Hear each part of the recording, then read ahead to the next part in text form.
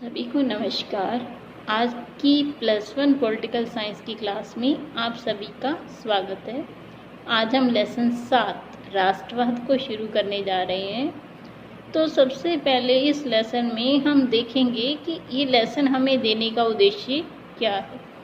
दूसरी चीज़ जो हम इसमें देखेंगे कि राष्ट्र का अर्थ क्या है, राष्ट्र की उत्पत्ति किस भाषा के शब्द से हुई है, इसका अर्थ क्या है, राष्ट्र के अलग अलग जो दृष्टिकोण हैं उनके बारे में जानेंगे। राष्ट्रवाद क्या है उस चीज़ के ऊपर चर्चा करेंगे। उसके अलावा राष्ट्रवाद के विभिन्न लोगों के लिए क्या अर्थ हैं। देखिए, किसी के लिए अपने देश के प्रति प्रेम, किसी के लिए देश का झंडा, किसी के लिए 26 जनवरी की परेड राष्ट्रवाद का रूप है। तो वो सब हम चीज़ें जानेंगे आज के इस टॉपिक में कि राष्ट्रवाद क्या है। उसके बाद जो हम देखेंगे कि राष्ट्र के लिए कुछ मान्यताएं होती हैं कि अगर ये चीज़ है तो राष्ट्र है। उन सब के बारे में जानेंगे और लेसन में दी गई हमें एक क्यूरियोसिटी जो बच्चों के अंदर होगी उसका जवाब देखने की कोशिश करेंगे। तो आइए शुरू करते हैं अपना आज का टॉपिक, राष्ट्रवाद। तो आइए शुरू करते हैं अपना आज का टॉपिक। देखिए, टॉपिक का नाम है राष्ट्रवाद। राष्ट्रवाद का अर्थ समझने से पहले हमें यह पता होना चाहिए कि राष्ट्र किसे कहते हैं। तो आइए सबसे पहले राष्ट्र का अर्थ देखते हैं कि राष्ट्र किसे कहते हैं। लेकिन उससे भी पहले इस लेसन का आपको देने की क्या उद्देश्य हैं वो देखते हैं। इस लेसन को आपको देने का उद्देश्य ये है कि आपको राष्ट्र और राष्ट्रवाद की अवधारणाओं को समझाना है। दूसरा जो उद्देश्य है इसका, राष्ट्रवाद की शक्ति और सीमाएं क्या हैं उसे स्वीकार करना। तीसरा क्या है, लोकतंत्र एवं राष्ट्रवाद के बीच संबंध सुनिश्चित करने की ज़रूरत को स्वीकार करने में समर्थ हो सकेंगे, वो चीज़ आपको बताना कि लोकतंत्र और राष्ट्रवाद के बीच में क्या संबंध है, क्यों ज़रूरत है हमें राष्ट्रवाद की, आपको इस सब की समझ देना। तो चलिए अब हम सबसे पहले देखते हैं राष्ट्र शब्द का अर्थ। देखिए, जो राष्ट्र शब्द है अंग्रेजी में उसे नेशन कहते हैं। नेशन शब्द लैटिन भाषा के नेटियो और नेटस से बना है। इसका मूल अर्थ है जन्म या नस्ल। तो इन मूल शब्द के अर्थ के आधार पर एक जाति, नस्ल या वंश से संबंधित लोगों को राष्ट्र कहा जा सकता है। लेकिन राष्ट्र के अलग अलग दृष्टिकोण हो जा सकते हैं। कोई विद्वान उसे जातीय एकता के संबंध में परिभाषित करता है, तो कोई राजनीतिक एकता के संबंध में, कोई भावनात्मक एकता के संबंध में। तो आइए देखते हैं जातीय एकता क्या है। देखिए, एक देश में अलग अलग जाति के लोग रहते हैं, तो जब तक उनके बीच में एकता नहीं होगी तो राष्ट्र कायम नहीं रह सकता। मान लीजिए सभी अपनी अपनी जाति के लिए अलग मांग करेंगे, अलग भूभाग की मांग करेंगे, तो वो देश कभी भी एक राष्ट्र नहीं रह सकता। तो जातीय एकता संबंधी दृष्टिकोण क्या कहता है, देखिए, वह जन समूह जिसमें जातीय एकता हो और जो भौगोलिक एकता वाले प्रदेश में बसा हो वही राष्ट्र कहलाता है। मतलब वहाँ पे जो रहने वाले लोग हैं, वहाँ की जो जनसंख्या है, उनकी भाषा एक जैसी हो, साहित्य एक जैसा हो, परंपराएं, इतिहास, रीति रिवाज, उचित अनुचित की समान चेतना हो वहाँ पर रहने वाले लोगों के बीच में, ये जातीय एकता संबंधी दृष्टिकोण कहता है। तो चलिए अब हम देखते हैं राजनीतिक एकता संबंधी दृष्टिकोण।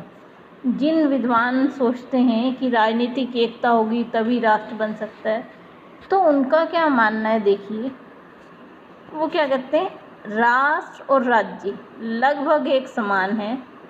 हालांकि राष्ट्र का अर्थ व्यापक है देखिए, हमारा भारत एक राष्ट्र है। इसमें 28 राज्य और 9 केंद्र शासित प्रदेश हैं। तो राष्ट्र ज़्यादा व्यापक हुआ ना, राज्य तो नहीं। तो क्या कह रहे हैं, राष्ट्र और राज्य लगभग समान है, हालांकि राष्ट्र का अर्थ अधिक व्यापक है। राज्य में कुछ और मिला देने से राष्ट्र बनता है, वह है लोगों की एकता। अब ये जो हमारे भारत के 28 राज्य और 9 केंद्र शासित प्रदेश हैं, वो मिलकर रह रहे हैं, तभी तो भारत एक राष्ट्र है। मान लीजिए वो भारत से अलग होने की मांगे करेंगे तो भारत एक राष्ट्र नहीं रह पाएगा ना तब। तो जो राजनीतिक एकता से संबंधित दृष्टिकोण है वो ये मानते हैं, राष्ट्र वह राष्ट्रीयता है जिसने अपने आप को स्वतंत्र या स्वतंत्र होने की इच्छा रखने वाली राजनीतिक संस्था के रूप में संगठित कर लिया है। मतलब यहाँ पे जो लोग हैं वो मिलकर रह रहे हों, उनमें एकता हो कि हम सभी राज्य मिलकर अपना अखंड देश बनाएंगे, तो तभी राष्ट्र रह सकता है। अब हम तीसरी देख लेते हैं, भावनात्मक एकता। भावनात्मक एकता क्या कहती है कि जब तक आपके अंदर से भावनाएं नहीं है कि हमने मिलकर अपने देश का विकास करना है, तब तक कोई फ़ायदा नहीं है। देखिए ये क्या कह रही है, राष्ट्र ऐसे मनुष्यों के समूह को कहते हैं जो विशेषता, भाषा, रीति रिवाजों के द्वारा एक समान सभ्यता से बंधे हुए हैं, जिसमें अन्य सभी विदेशों से अलग एकता की सुदृढ़ भावना होती है। मतलब जो वहाँ पे लोग रह रहे हैं उसके अंदर चाहे उनकी भाषाएं, रीति रिवाज अलग हों या एक जैसे हों, फिर भी वो भावनात्मक रूप से इकट्ठे मिलकर रह रहे हों, तो उसी से राष्ट्र का निर्माण होता है। देखिए भावनात्मक एकता क्या कहती है, इसमें सभी जातियों को समान भाषा, रीति रिवाज, इतिहास उनका सभी मिलकर एक रहकर अपने देश का विकास करने की सोचते हैं। तो ये भावनात्मक एकता से संबंधित दृष्टिकोण रखने वाले विद्वानों का विचार है। वो ये मानते हैं राष्ट्र भाषा और जाति से ना बनकर बल्कि वहाँ पर रहने वाले लोगों की एकजुट होकर रहने की भावना से बनता है, क्योंकि जब तक उनके अंदर भावनाएं ही नहीं होंगी तब तक वो एक देश बनकर नहीं रह सकते। अब हम देखेंगे कि राष्ट्रवाद क्या है। देखिए अपने देश से प्यार करना, अपने देश के प्रति निष्ठा रखना राष्ट्रवाद कहलाता है। अब देखिए जो हमारा भारत है वो 1947 में अंग्रेज़ों से आज़ाद क्यों हुआ, क्योंकि जो हमारे भारत के लोग थे उनमें राष्ट्रवादी चेतना थी कि हमें भारत को आज़ाद करवाना है। अगर ऐसी भावना ना होती हम भारतीयों के बीच में, तो आज हमारा भारत अंग्रेज़ों का ही गुलाम होता। तो देखिए राष्ट्रवाद क्या है, राष्ट्र के प्रति निष्ठा और आपका विश्वास, आपका प्यार, ये सारी चीज़ें क्या है, राष्ट्रवाद कहलाती हैं। देखिए राष्ट्रवाद अगर हम देखना चाहें, जनता की राय लें कि राष्ट्रवाद क्या है, तो अलग अलग लोगों की अलग अलग राय है। कुछ लोग देशभक्ति कहते हैं, कुछ लोग राष्ट्रीय ध्वज, कुछ लोग देश के लिए बलिदान कहेंगे कि राष्ट्रवाद है, कुछ लोग गणतंत्र दिवस की परेड को भी राष्ट्रवाद का प्रतीक मानते हैं।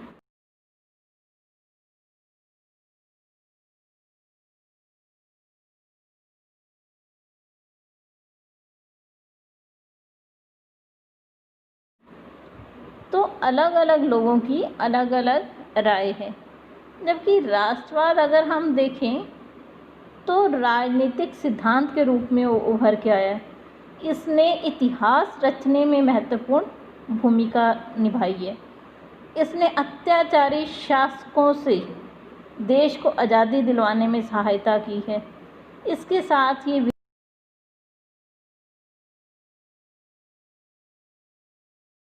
विरोध, कटुता और युद्ध का कारण भी बन जाता है। देखिए हमारा भारत जो आज़ाद हुआ वो राष्ट्रवाद की भावना थी देशवासियों के बीच में, तो आज़ाद हुआ। यही राष्ट्रवाद की भावना कई बार युद्धों को जन्म दे देती है। मान लीजिए हमारे भारत पर आज कोई हल्का सा भी कब्जा करने की कोशिश करे तो वो उसी समय युद्ध का रूप ले लेगी। तो राष्ट्रवाद का अर्थ अलग अलग होता है सभी के लिए। देखिए, ये बड़े बड़े साम्राज्यों के पतन का कारण भी बनता है। अगर आप 19वीं शताब्दी में देखें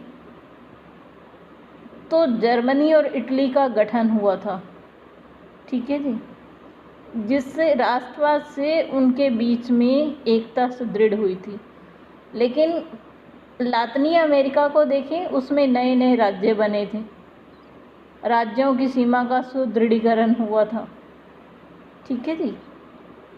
बड़े बड़े साम्राज्यों को पतन भी हुआ है, जैसे कि ऑस्ट्रियाई हंगरी, रूसी साम्राज्य। आपको याद होगा जो भूतपूर्व सोवियत संघ था वो 1991 में बिखर के 15 राज्यों में बदल गया था।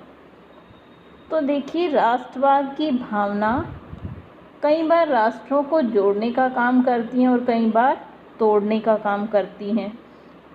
जब तोड़ती हैं तो बुरी तरह से, जब जोड़ती हैं तो बहुत बढ़िया तरीके से। जैसे जर्मनी जो काफ़ी समय से 2 भागों में बटा हुआ था, इटली को इकट्ठा करने में राष्ट्रवाद ने सशक्त भूमिका निभाई है।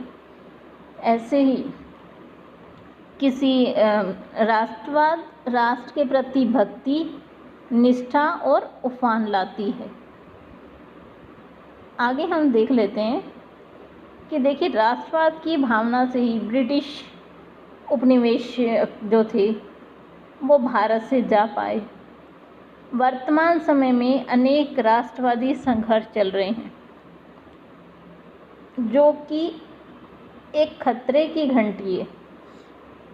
जैसे कि आप अगर देखें, लोग पृथकता की मांग कर रहे हैं। कनाडा के क्यूबेक वासियों ने की, उत्तरी स्पेन के बास्क वासियों ने, तुर्की और ईरान के कुर्दों ने, श्रीलंका में तमिलों द्वारा भी ऐसा आंदोलन चलाया गया था जिसमें उन्होंने काफ़ी हिस्सा की अलग पहचान पाने के लिए। ऐसे ही अनेक देशों के उदाहरण हैं जहाँ पर उन्होंने किसी धर्म, कुल, भाषा जैसी पहचान को लेकर अलग राष्ट्र बनाने के लिए मांग की और कहीं इकट्ठा रहे। तो राष्ट्रवाद अलग अलग स्थानों पर अलग अलग अर्थ रखता है। अब देखिए, राष्ट्रवाद के बारे में मान्यताएं क्या हैं। आप कैसे कहेंगे कि राष्ट्रवाद है? सबसे पहली जो मान्यता है, देखिए, वो है साझे विश्वास। मतलब आप सभी ये माने कि हाँ, राष्ट्र का एक अस्तित्व तभी बनकर रहता है जब उसके सदस्यों का विश्वास हो कि वो एक दूसरे के साथ हैं। जब तक आप एक टीम के रूप में हैं, आप शक्तिशाली हैं। जैसे ही आप टीम के रूप में टूट जाते हैं तो आपको कोई भी खतरा आ सकता है। दूसरा देखिए, इतिहास। इतिहास क्या कहता है? व्यक्ति अपने आप को एक राष्ट्र मानता है, उसके अंदर अधिकतर स्थायी ऐतिहासिक पहचान की भावना होती है। देश की स्थायी पहचान का ढांचा पेश करने हेतु वे किंवदंतियाँ, स्मृतियाँ, ऐतिहासिक इमारतों, अभिलेखों की रचना के जरिए स्वयं राष्ट्र के इतिहास के बोध की रचना करते हैं। जैसा कि हम कह दें कि हमारे भारत में तो ताजमहल है। कुछ और ऐसी ऐतिहासिक इमारतों के नाम या कोई धार्मिक स्थलों के नाम, ये ऐसे विश्वास हैं जो आपको बांध के रखते हैं।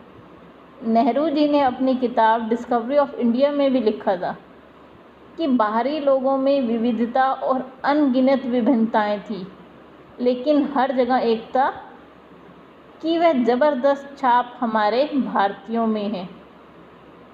लेकिन फिर भी दुर्भाग्य की बात है, हम 200 सालों तक गुलाम रहे हैं। तो राष्ट्र के बारे में भिन्न भिन्न मान्यता हैं। कुछ लोग सोचते हैं कि आपका साझा विश्वास होने चाहिए। कुछ लोग सोचते हैं कि हम एक इतिहास से अगर जुड़े हुए हैं तो हम बंधे रहेंगे इकट्ठे।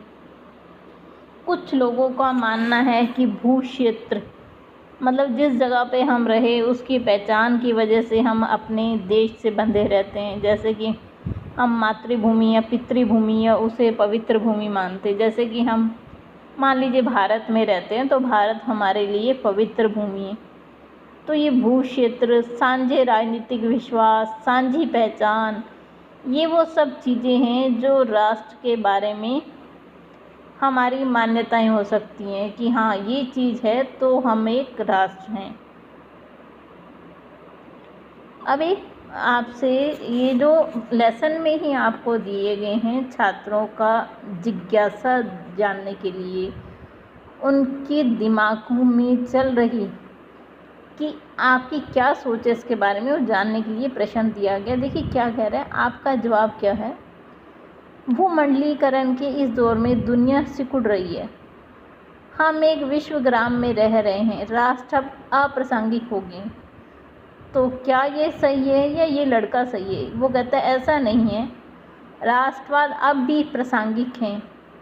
आप इसे तब तक देख सकते हैं जब तक भारतीय क्रिकेट टीम बाहर खेलने जाती है, या तब देख सकते हैं जब बाहर बसे हुए लोग बॉलीवुड की फिल्मों को देखते हुए पाए जाते हैं। तो आपको इन दोनों में से किसकी बात सही लगती है?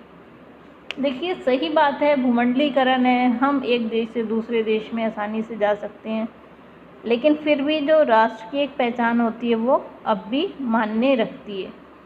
आज भी हमारे भारत की सीमा में चीन अगर हस्तक्षेप करने की कोशिश करे तो भारत उसे करारा जवाब देने के लिए तैयार है। तो राष्ट्रवाद यही है कि जब आप अपने देश से प्रेम करते हैं तो उसके लिए कुछ भी करने को तैयार रहते हैं। तो आज के लिए बस इतना ही, हम कल फिर इससे आगे का टॉपिक चलाएंगे।